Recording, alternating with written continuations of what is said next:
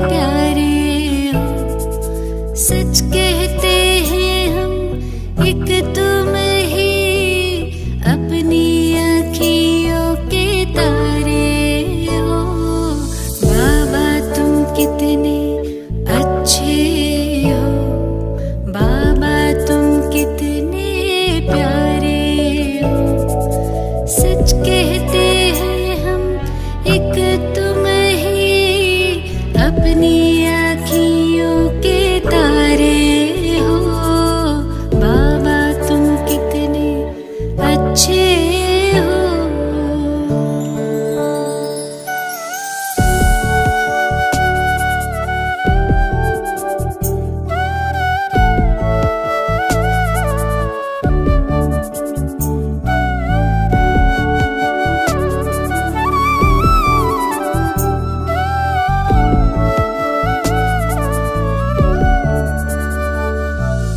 दिल तख्त पे हमें बिठाया है, मस्तक मणि बनाया है। गुण ज्ञान खजाने दे करके हमें सबसे धनी बनाया है। रत्नों की थालियां भर भर के आंचल भर दिए हमारे हो। बाबा तुम कितने अच्छे हो।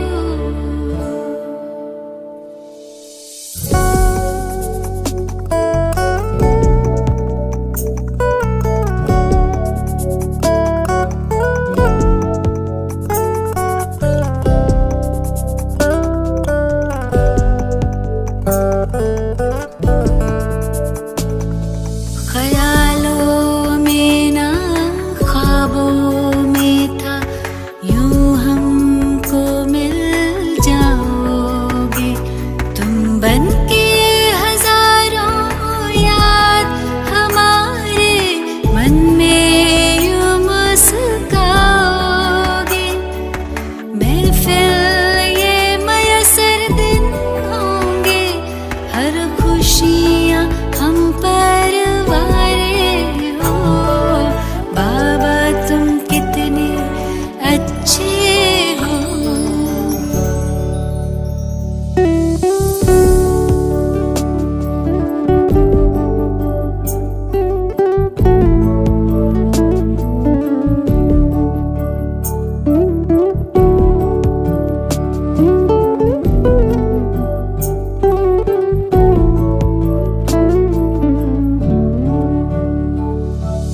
हसरत यही है हर दिल में, बाबा प्यार तुम्हारा भर जाए। संग के रंग में रंग के तेरे, हंसते गाते हम घर जाए।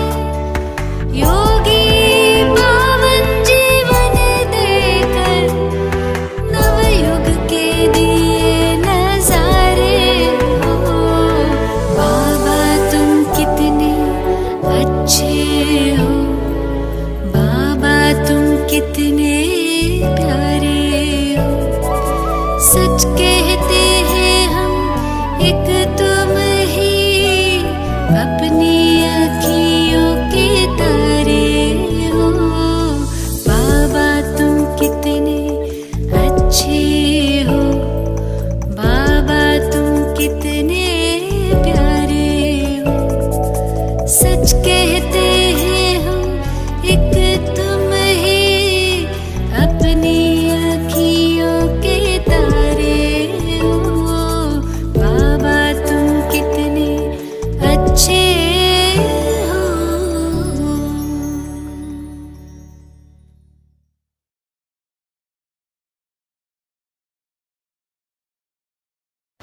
ఓం శాంతి. మధురమైన పిల్లలారా, మీరు సర్వాత్మలకు కర్మబంధనాల నుండి ముక్తి కలిగించు సాల్వేషన్ ఆర్మీ. మీరు కర్మబంధనాలలో చిక్కుకోరాదు. ప్రశ్న: ఏ అభ్యాసం చేస్తూ ఉంటే ఆత్మ చాలా చాలా శక్తిశాలిగా అవుతుంది? జవాబు: సమయం లభించినప్పుడంతా శరీరం నుండి భిన్నంగా ఉండే అభ్యాసం చేయండి. భిన్నంగా ఉండటం వలన ఆత్మకు శక్తి వస్తుంది, అందులో బలం నిండుతుంది. మీరు అంతర్భాగంలో ఉన్న సైనికులు. మీకు అటెన్షన్ ప్లీజ్ అంటే ఒక్క తండ్రి స్మృతిలో ఉండండి, అశరీరులుగా అవ్వండి అనే ఆదేశం లభిస్తుంది. ఓం శాంతి. ఓం శాంతి అర్థంనైతే తండ్రి చాలా బాగా అర్థం చేయించారు. మిలిటరీ వారు నిలబడినప్పుడు అటెన్షన్ ప్లీజ్ అని అంటారు. అటెన్షన్ అంటే వారి దృష్టిలో మౌనంగా ఉండడం. ఇక్కడ కూడా మీకు తండ్రి అటెన్షన్ అని చెప్తారు. అంటే ఒక్క తండ్రి స్మృతిలో ఉండండి. నోటితో మాట్లాడవలసి ఉంటుంది, లేకపోతే వాస్తవానికి మాట్లాడటం నుండి కూడా దూరం కావాలి. అటెన్షన్. తండ్రి స్మృతిలో ఉన్నారా? తండ్రి ఆదేశం లేక శ్రీమతం లభిస్తుంది. మీరు ఆత్మను గుర్తించారా?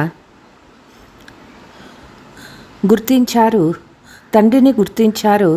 కాబట్టి తండ్రిని స్మృతి చేయకుండా మీరు వికర్మాజీతులుగా లేక సతోప్రధాన పవిత్రంగా అవ్వలేరు. ముఖ్యమైన విషయం ఇదే. తండ్రి చెప్తూ ఉన్నారు, మధురాతి మధురమైన పిల్లలారా, స్వయాన్ని ఆత్మగా భావిస్తూ తండ్రిని స్మృతి చెయ్యండి. ఇవన్నీ ఇప్పటి విషయాలే. వీటిని వారు అక్కడికి తీసుకువెళ్ళారు. వారు మిలిటరీ వారే అంటే మీరు కూడా మిలిటరీ వారే. అండర్ గ్రౌండ్ మిలిటరీ కూడా ఉంటుంది కదా. వారు గుప్తమైపోతారు, మీరు కూడా అండర్ గ్రౌండ్లో ఉన్నారు. మీరు కూడా అదృశ్యమైపోతారు. అంటే తండ్రిని స్మృతి చేయడంలో లీనమైపోతారు. దీనినే అండర్ గ్రౌండ్ అని అంటారు. మిమ్మల్ని ఎవ్వరూ గుర్తించలేరు, ఎందుకంటే మీరు గుప్తంగా ఉన్నారు కదా. మీరు చేయు స్మృతి యాత్ర గుప్తంగా ఉంది. తండ్రి చెప్తూ ఉన్నారు, కేవలం నన్ను స్మృతి చెయ్యండి.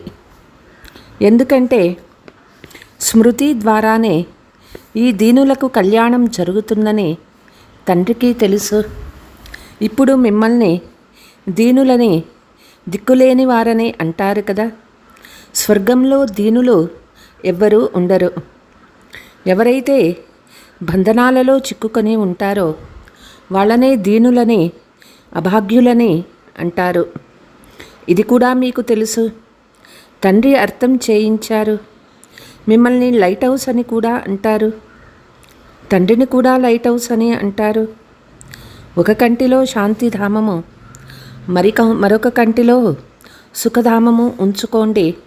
క్షణక్షణము తండ్రి అర్థం చేయిస్తారు. మీరు లైట్ హౌస్ వంటి వారు. లేస్తూ కూర్చుంటూ నడుస్తూ మీరు లైట్గా ఉండండి. అందరికీ సుఖధామము, శాంతిధామాల మార్గాన్ని తెలుపుతూ ఉండండి. ఈ దుఃఖధామంలో అందరి నావలు చిక్కుకుపోయి ఉన్నాయి. అందుకే మా నావను తీరానికి చేర్చండి అని అంటారు. హే నావికుడా, అందరి నావ చిక్కుకుపోయింది. వారిని తీరానికి ఎవరు చేరుస్తారు?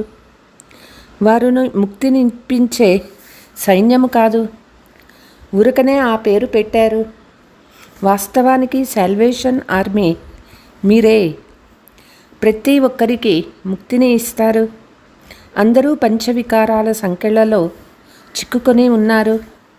అందుకే మమ్మల్ని విడిపించండి, ముక్తినివ్వండి అని వేడుకుంటూ ఉంటారు.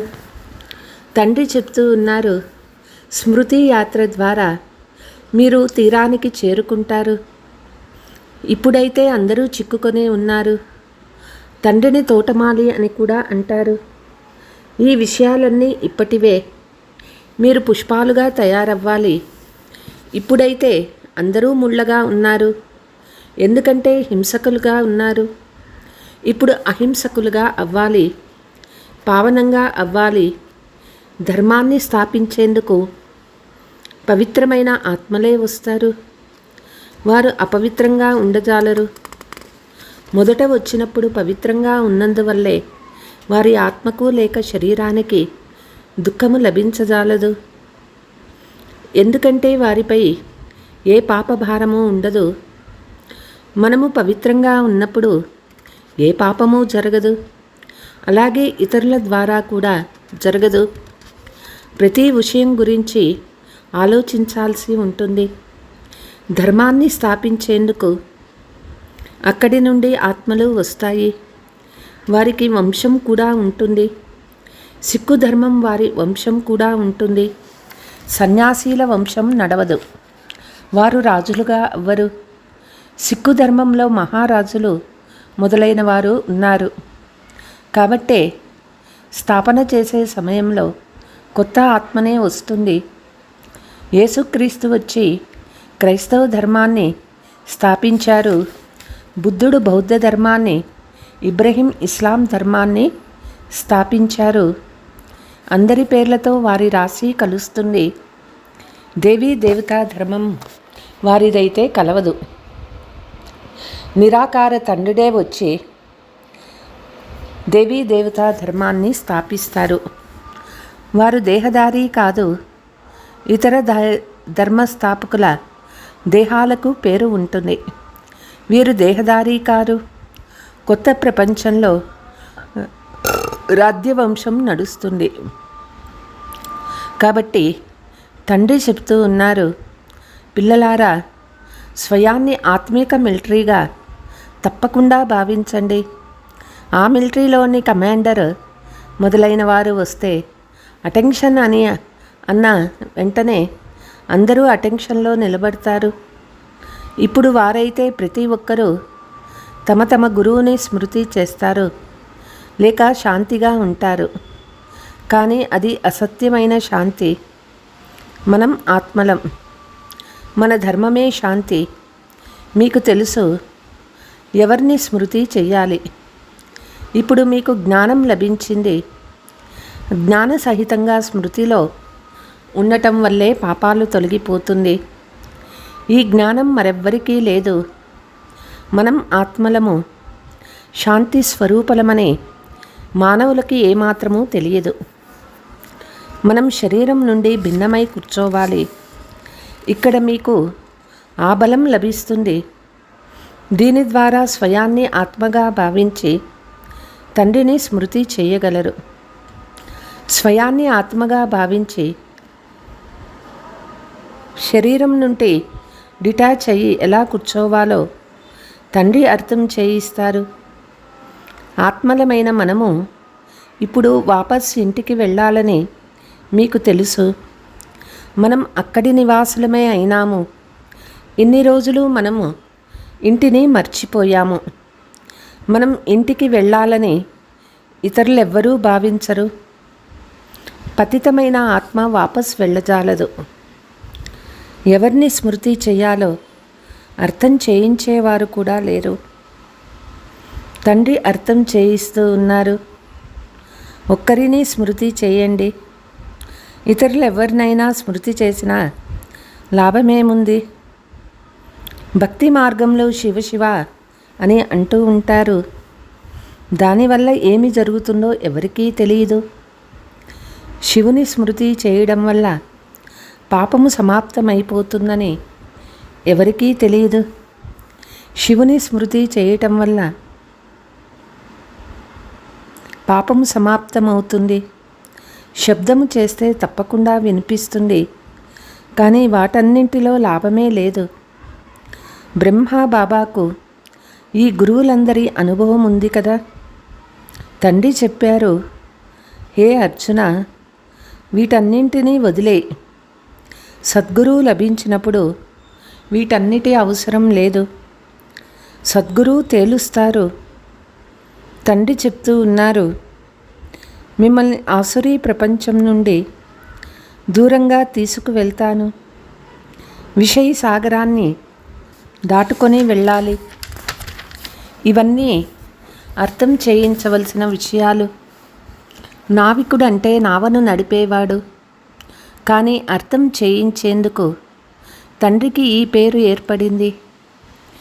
ఇప్పుడు వాళ్ళనే ప్రాణేశ్వరుడైన బాబా అంటే ప్రాణదానం ఇచ్చే బాబా అని అంటారు.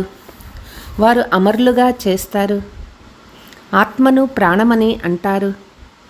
ఆత్మ వెళ్ళిపోతే ప్రాణం వెళ్ళిపోయిందని అంటారు. తర్వాత శరీరాన్ని ఉండనివ్వరు కదా. ఆత్మ ఉన్నప్పుడు శరీరం కూడా ఆరోగ్యంగా ఉంటుంది. ఆత్మ లేకుంటే శరీరం నుండే దుర్వాసన వస్తుంది. తరువాత దానిని ఉంచుకొని ఏం చేస్తారు? జంతువులు కూడా అలా చెయ్యవు. కేవలం కోతి మాత్రమే తన బిడ్డ చనిపోయినా దుర్వాసన వస్తున్నా ఆ శవాన్ని వదిలిపెట్టదు. కడుపుకు అతికించుకునే ఉంటుంది. అది జంతువు, మీరు మానవులు కదా. శరీరం వదిలేసిన వెంటనే దానిని బయట పెట్టండి అంటారు. మానవులు స్వర్గస్థులైనారని అంటారు. తీసుకొని వెళ్ళి సమయంలో మొదట కాళ్ళు శ్మశానం వైపు ఉంచుతారు. లోపలికి వెళ్ళినప్పుడు పూజ మొదలైనవి చేసిన తర్వాత స్వర్గానికి వెళ్తున్నారని శవాన్ని తప్పి ముఖాన్ని శ్మశానం వైపు ఉంచుతారు. మీరు కృష్ణుణ్ణి కూడా అక్యురేట్గా చూపించారు. నరకాన్ని కాలుతో తన్నుతున్నట్లు ముఖము స్వర్గం వైపు కృష్ణుని కూడా సరియైన విధానంగా చూపించారు. కృష్ణునికి ఈ శరీరం ఉండదు. వారి నామరూపాలు మారుతాయి. ఎన్ని విషయాలు అర్థం చేయించి చివరికి మన్మనాభవ అని మంత్రం చెప్తారు. ఇక్కడికి వచ్చి కూర్చున్నప్పుడు అటెన్షన్ ఉంచండి. బుద్ధి తండ్రితో ఉండాలి. ఈ విధంగా సదాకాలం ఉండాలి. జీవించి ఉన్నంత వరకు తండ్రిని స్మృతి చేయాలి. స్మృతి ద్వారానే జన్మల పాపము సమాప్తమవుతుంది. స్మృతే చేయకుంటే పాపము కూడా సమాప్తమవ్వదు. తండ్రిని స్మృతి చేయాలి. స్మృతిలో ఎప్పుడూ కళ్ళు మూసుకోరాదు. సన్యాసీలు కళ్ళు మూసుకొని కూర్చుంటారు. కొందరైతే స్త్రీ ముఖాన్ని చూడరు.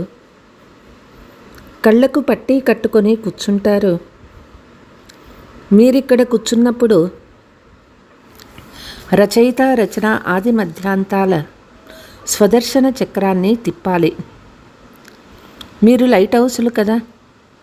ఇది దుఃఖధామము. ఒక కంటిలో దుఃఖధామము, మరొక కంటిలో సుఖధామము. లేస్తూ ఉన్నా కూర్చున్నా స్వయాన్ని లైట్ హౌస్గా భావించండి. బాబా రకరకాల ఉదాహరణలతో తెలియచేస్తారు. మీరు స్వయాన్ని కూడా సంభాళించుకుంటారు. లైట్ హౌస్గా అవ్వడం ద్వారా మీ కళ్యాణం చేసుకుంటారు. తండ్రిని తప్పకుండా స్మృతి చేయాలి. దారిలో ఎవరైనా లభిస్తే వారికి కూడా తెలపాలి. మీకు పరిచయం ఉన్నవారు చాలామంది లభిస్తారు. వారైతే పరస్పరం రామ్ రామ్ అని పలకరించుకుంటూ ఉంటారు. వారితో ఇది దుఃఖధామమని, అది శాంతిధామమని, సుఖధామం మీకు తెలుసా అని అడగండి. మీరు శాంతిధామము, సుఖధామానికి వెళ్ళాలని అనుకుంటూ ఉన్నారా అని అడగండి. ఈ 3 చిత్రాలను ఎవ్వరికైనా అర్థం చేయించడం చాలా సహజము. మీకు సూచనలు ఇస్తారు. లైట్ హౌస్ కూడా సూచన ఇస్తుంది. ఈ నావ రావణుని జైలులో చిక్కుకొని ఉన్నది. మనుషులు మనుషులను రక్షించలేరు. అవన్నీ కృత్రిమమైన హద్దు విషయాలు. ఇది బేహద్దు విషయాలు. అది నిజానికి సమాజ సేవ కూడా కాదు. వాస్తవానికి అందరి నావను తీరానికి చేర్చడమే సత్యమైన సేవ.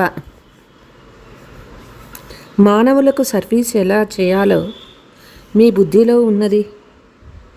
ముక్తిధామానికి వెళ్ళేందుకు, తండ్రిని కలుసుకునేందుకు మీరు గురువుల దగ్గరకు వెళ్తారు కానీ ఎవ్వరూ కలవరు. కలుసుకునే మార్గాన్ని తండ్రే తెలియచేస్తారు. ఈ శాస్త్రాలు చదవడం వలన భగవంతుడు లభిస్తారని ఓర్పుతో ఉంటే ఏదో ఒక రూపంలో భగవంతుడు లభిస్తాడని భావిస్తారు. భగవంతుడు ఎప్పుడు లభిస్తారో అదంతా మీకు తండ్రి అర్థం చేయించారు. ఒక్కరినే స్మృతి చేయాలని మీరు చిత్రంలో చూపించారు. ధర్మస్థాపకులు కూడా ఇలాగే సూచననిస్తారు. ఎందుకంటే మీరు శిక్షణ ఇచ్చారు కనుక వారు కూడా అలానే సూచన ఇస్తారు. భగవంతుణ్ణి జపించండి అని అంటారు. ఆ తండ్రి సద్గురువు. మిగిలిన వారందరూ అనేక రకాలుగా శిక్షణ ఇస్తారు. వారిని గురువులని అంటారు. పోతే అశరీరీగా అయ్యి శిక్షణ గురించి ఎవరికీ తెలియదు. మీరు శివబాబాని స్మృతి చేయమని చెప్తారు. వారు శివాలయానికి వెళ్ళినప్పుడు సదా శివుని తండ్రి అనడం అలవాటైపోయింది. మరెవ్వరినీ బాబా అని అనరు. ఎందుకంటే వారు నిరాకారులు కారు. వారు శరీరధారులు. శివుడైతే నిరాకారుడు. సత్యమైన బాబా వారు అందరికీ తండ్రి. ఆత్మలందరూ అశరీరి అయినారు. పిల్లలు మీరిక్కడ కూర్చున్నప్పుడు ఇదే తపంలో ఉండండి. మనం ఎలా చిక్కుకొని ఉండినామో మీకు తెలుసు. బాబా వచ్చి దారి తెలిపించారు. మిగిలిన వారందరూ చిక్కుకొని ఉన్నారు. బయటపడటం లేదు.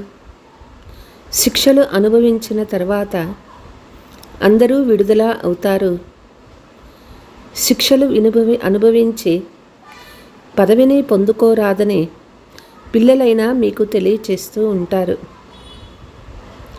శిక్షలు ఎక్కువగా అనుభవిస్తే పదభ్రష్టులైపోతారు. పదవి తక్కువగా లభిస్తుంది. తక్కువగా శిక్షలు అనుభవిస్తే మంచి రొట్టె లభిస్తుంది. ఇది ముళ్ళ అడవి. అందరూ ఒకరికొకరు ముళ్ళుతో గుచ్చుకుంటూ ఉంటారు.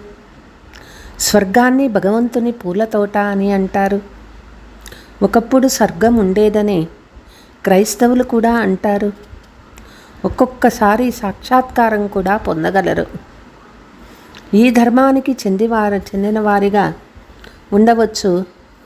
వారు మళ్ళీ తమ ధర్మంలోకి రాగలరు. పోతే కేవలం చూసినంత మాత్రాన ఏమీ రాదు. చూసినంత మాత్రాన ఎవ్వరూ వెళ్ళలేరు. తండ్రిని గుర్తించి జ్ఞానము తెలుసుకోవాలి. అందరూ రాలేరు. అక్కడ దేవతలైతే చాలా కొద్ది మంది ఉంటారు. ఇప్పుడు ఇంతమంది హిందువులు ఉన్నారు. మొదట దేవతలుగా ఉండేవారు కదా, కానీ వారు పావనంగా ఉండేవారు. వీరు పతితంగా ఉన్నారు. పతితమైన వారిని దేవతలని అనడం శోభించదు. ఈ ఒక్క ధర్మమే కర్మభ్రష్టము ధర్మభ్రష్టమైందని చెప్తారు. ఆది సనాతన హిందూ ధర్మమని అంటారు. దేవతా ధర్మం వారిని జనాభా లెక్కలో కూడా ఉండదు. అతి ప్రియమైన మన తండ్రి పిల్లలను ఎలా ఉండేవారని ఎలా తెలియచేస్తారు? తండ్రి ఎలా వస్తారో మీరు అర్థం చేయించగలరు. ఈ పాత తమో ప్రధాన సృష్టిలో దేవతలు పాదం కూడా మోపరు. మరి తండ్రి ఎలా వస్తారు? తండ్రి అయితే నిరాకారుడు. వారికి పాదాలే లేవు. అందువల్లే ఇతనిలో ప్రవేశిస్తారు. పిల్లలు మీరిప్పుడు ఈశ్వరీయ ప్రపంచంలో కూర్చొని ఉన్నారు. వారందరూ ఆసురీ ప్రపంచంలో ఉన్నారు. ఇది చాలా చిన్న సంగమయుగము.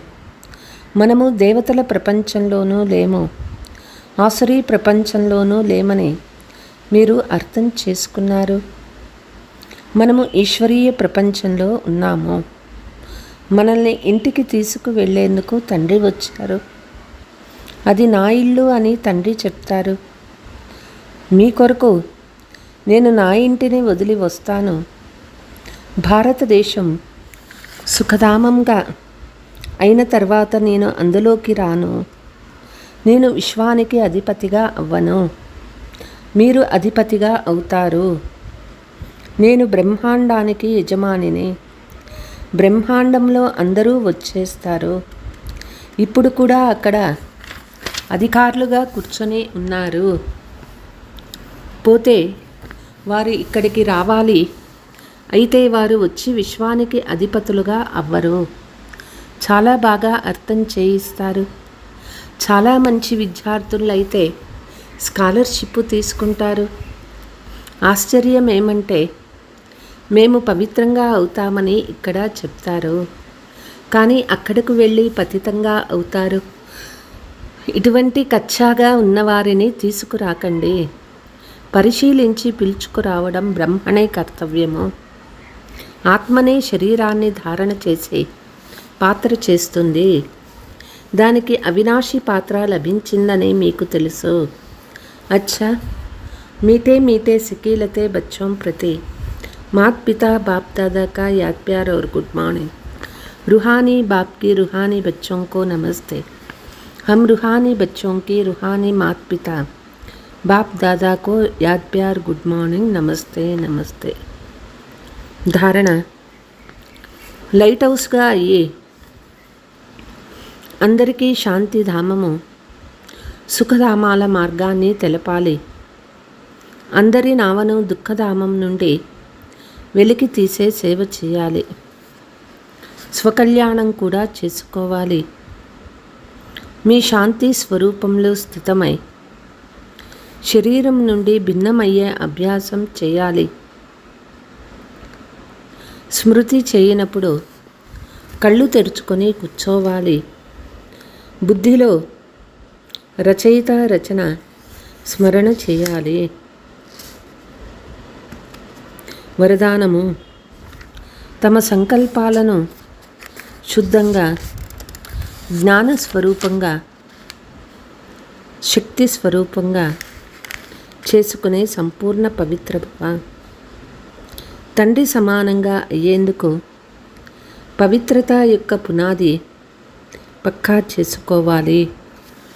పునాదిలో బ్రహ్మచర్య వ్రతాన్ని ధారణ చేయడం అనేది సాధారణ విషయం. కేవలం ఇందులోనే సంతోషించకండి. దృష్టి వృత్తి యొక్క పవిత్రతను ఇంకా ఎక్కువగా అండర్లైన్ చేసుకోండి. దానితో పాటు తమ సంకల్పాలను శుద్ధంగా, జ్ఞానస్వరూపంగా, శక్తి స్వరూపంగా చేసుకోండి. ఇంకా ఇప్పుడు సంకల్పాలలో చాలా బలహీనంగా ఉన్నారు. ఆ బలహీనతల్ని కూడా సమాప్తం చేయండి. అప్పుడు సంపూర్ణ పవిత్ర ఆత్మ అని అంటారు.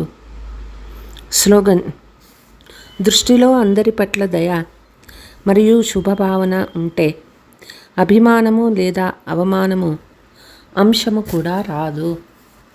అచ్చా, ఓం శాంతి.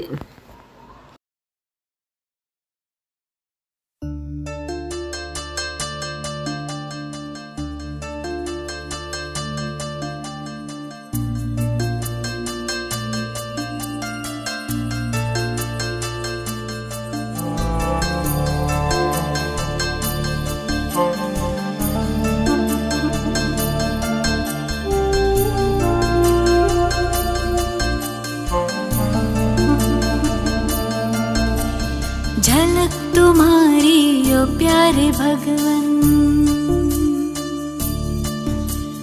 पलक में भर के दिखा रहे हम। फलक से हम यही गा रहे, कराने वाला करा रहा है, करनहार हम किए जा रहे।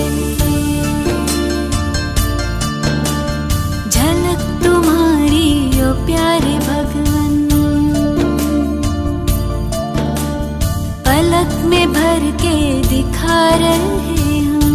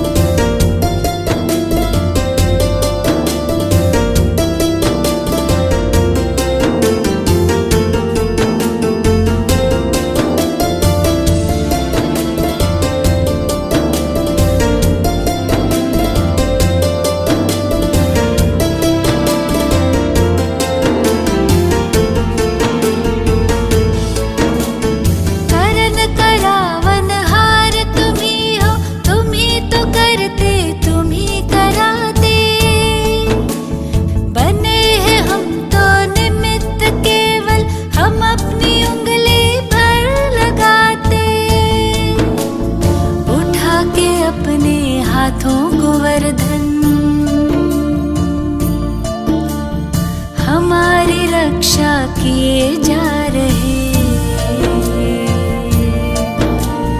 कराने वाला करा रहा है, करनहार हम किए जा रहे।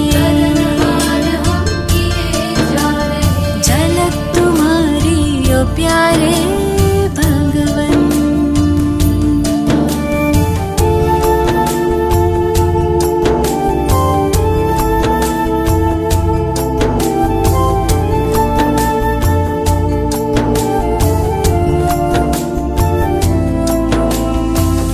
प्रसन्न प्रभु की पालना से तुम ही बने हो हमारे पालक।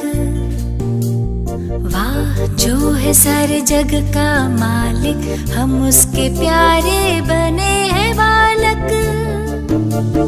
हुक्म ही हुक्म चला रहा है, हम सच्चे दिल से किए जा रहे। कराने वाला करा रहा है, करनहार हम किए जा रहे। करनहार हम किए जा रहे। ओ झलक तुम्हारी ओ प्यारे भगवन।